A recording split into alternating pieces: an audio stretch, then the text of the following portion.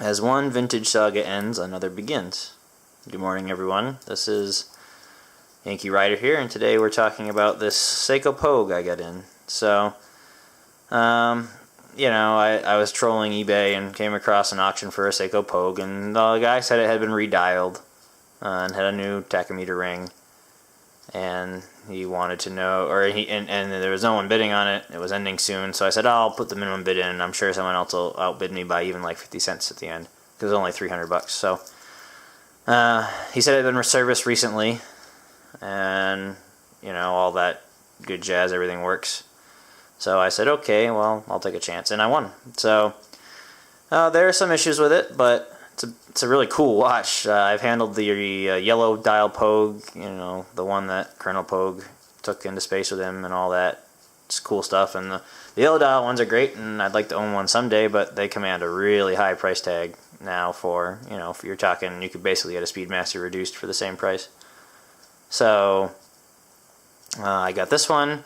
Needs a little work. The chapter ring bezel, inner bezel, is a little faded, but not too bad, and it rotates still. It's really cool. I mean, it's really ingenuitive. For those who don't know, this crown on this watch has got a lot of really cool features, so I won't do it because it's set correctly right now, but if you push it in a little bit, it'll change the date. If you push it in hard, it'll change the date and the day, so you want to set the day first. I found that out the hard way. So you set it to the correct day, because it'll be changing the date at the same time, and then you set the date. So and then in the neutral position, it rotates basically a bidirectional diver's bezel, timing bezel. So you can set it to the current time and get elapsed time. So that's really nice, and it's really easy to do on the wrist. I was worried it wouldn't be easy to do on the wrists, but it's not hard to do at all. And this one's a little stiff, but it's not bad. The other issue that I have with it is the dial. I don't know if you can tell, but the relooming job they did was really sloppy. I'm pretty sure it seems like it's an authentic dial, maybe, but with the minutes register repainted, because it's kind of a different color and the font's not very good. But otherwise, it seems like it's probably an original dial. If not, it's a really good redial. The start-stop works fine. Let's see, wait for it to focus. Very smooth. But the main issue that makes me think that the seller was less than honest is that, get it to focus again. Come on, focus. There we go. Is that the reset is really stiff. So you can see how much effort it takes to do the reset. So the hands are original. You can tell it's got those very squared off hands with the teardrop minute hand, but hands are probably original. The second hand is definitely a replacement because it's not got the two-piece hand, but it's not. The color is good. So supposedly these blue dial ones are supposed to have a very slightly more brick orange second hand versus like the bright orange of the yellow, or bright red of the yellow dial second hand. So it might be a later original replacement. I don't know, but it's if you can see in the back, it's gonna be hard to say, but March of '71 is when this one was made. The case is still in pretty decent shape. It's been polished a little bit, some rounding on it, but it's not terrible. Still some sharp lines.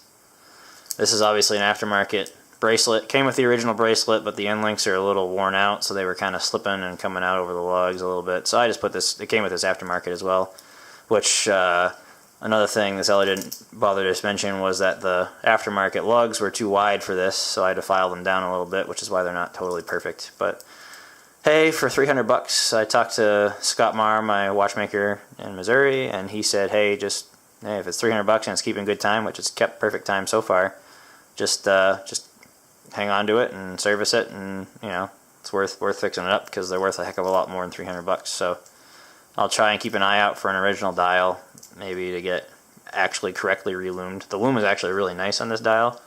Whoever reloomed it used C3 for sure, because it lasts all night. So I mean, it's a just gorgeous watch, and it wears super well on the wrist.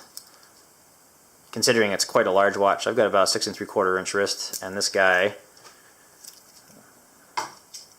a lot of people, I feel like, probably might be hesitant to wear one of these because it's so big, because it is big. Let's see, at the full width is 40, which is not bad. The main thickness you're going to get, because it is an automatic chronograph, column wheel, vertical clutch, so you're going to get some pretty hefty thickness, 13.8, which is fairly reasonable. I'll point out that the new Steinhardt Ocean chronograph is 18 millimeters thick, which is absolutely ridiculous. So this is pretty reasonable for an automatic chronograph, I think. Alright, and we have a lug-to-lug of right about 47 and a half. So it's honestly, it wears really, it definitely has a lot of wrist presence, like a lot of wrist presence, and it's quite heavy. With this solid end link aftermarket bracelet, which is obviously quite a bit heavier than the original bracelet, which was folded links and hollow end links. This guy is 120. So you're talking diver territory for the weight. You mean it's a 70 meter dive, or it's a 70 meter water resistant watch, so you could potentially swim with it if it was correctly you had all the gaskets replaced and retested it. It's got a typical mineral crystal for that period for Seiko. It's totally flat with a little bit of chamfer on the edge. No running seconds hand. If you notice, it's just got the chronograph seconds and the chronograph minutes, and then the hour and minute. So you have no real way of knowing the watch is working necessarily unless you have the chronograph running, other than to check the time and make sure it's changed. Which I generally prefer a clock or a watch with a seconds hand, running seconds hand, but that's okay. I mean, it's kind of got a really cool minimalist look. It's very legible, and it blows my mind how much stuff they crammed in this watch.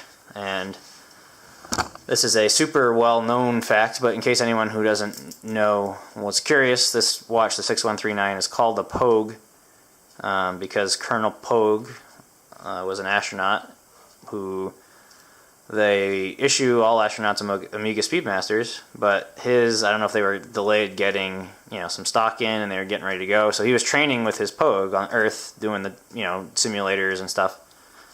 And so he got comfortable with using this rotating bezel to time engine burns. And he liked it a lot better than using the chronograph and having to constantly reset it and all this kind of stuff. So he got good with it. And then they went to go into do the Skylab 4 mission to outer space.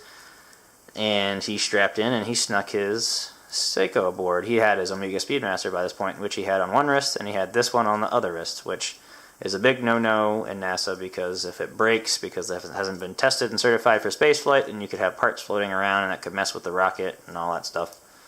Get behind some console and wreak havoc. And it's an automatic watch, which automatic watches were thought to be not suitable for space because they would wind down, because this one does not hand wind, because of the lack of gravity. So